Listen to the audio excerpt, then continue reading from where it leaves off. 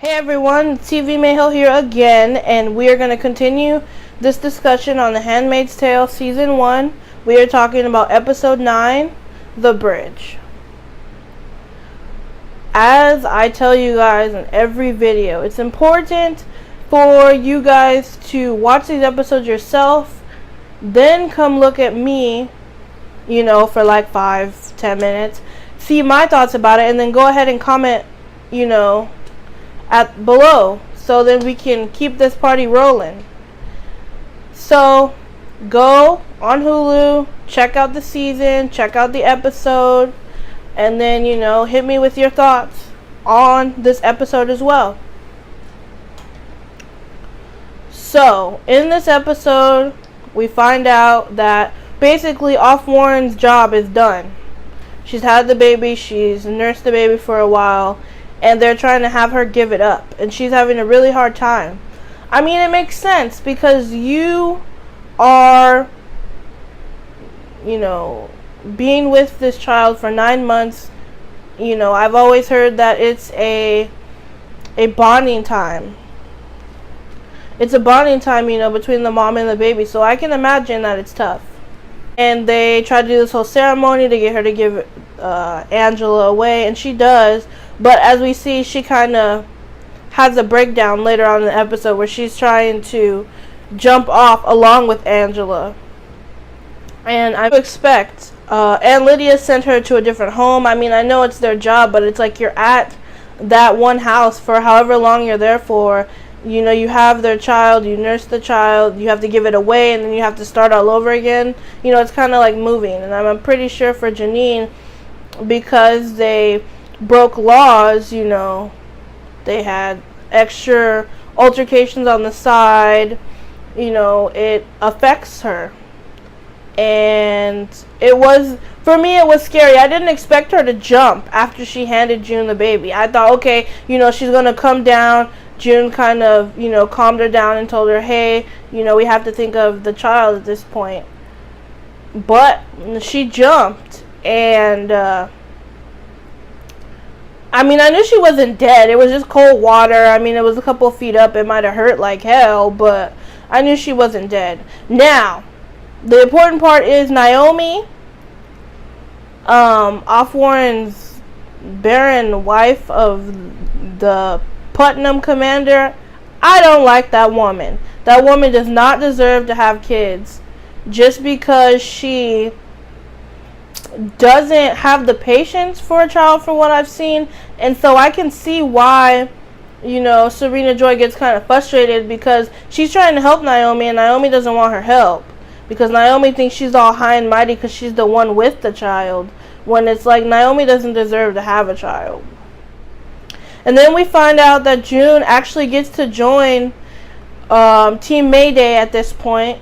And I got scared when the commander was all like, oh yeah, I know what you came here for. And we're like, oh fuck, he knows about the package, he knows about Mayday. But he just knew about her meeting up with Mora. And there was a little argument. It was sad for me because it was supposed to be, kind of like a moment, just like how the first time, you get to see how your friend is and kind of talk to them. But they kind of had, a sad argument that ended badly. And, the commander is not very passionate. He's over here like, oh, be happy that I did something nice for you. And then he's like, oh, get your shit together. Like, come on now. That's not fair. But I understand Mora's point of view, because she just wants June to be safe. She doesn't want anything bad to happen, to either one of them. But June does say something that's crucial, where she's saying that her and Mora are supposed to go find Hannah, and they're not supposed to just accept where they are. They're supposed to be working to get out. And, to me, it was just June saying that she's not giving up. She's still trying to get out, even though she's trying not to be in trouble. She's still on the same mission she's always been on. The person I don't really like is Aunt Lydia. Aunt Lydia, if you guys noticed, I'm sure you did, earlier in the episode when Off-Warren had to leave the Putnam family, she had told June that Off-Warren was tougher than she looked.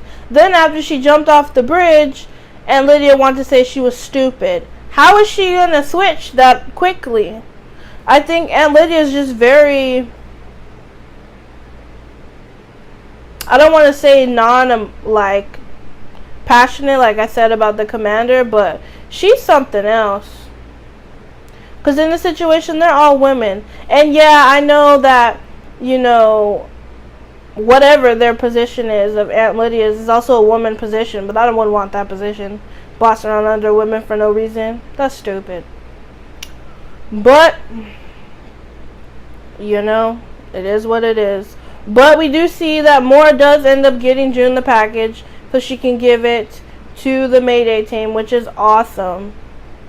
Okay, I'm going to be honest, at the time I thought they were going to stop being friends. I'm like, oh shit, this is the end. It's all downhill from here. But Maura came through, which is good. But the cool thing about her characters, both in this show and in Orange is the New Black, that she's always had a kick-ass character. And here we see that basically she kills a man so she can leave Jezebel's. She takes his uniform and she gets in his truck and she bounces. And that's a good thing, because I would think it'd be better to run away from the society than accept it. Especially if you're a Handmaid or a Jezebel, because it's not, I don't know, it wouldn't be what I want.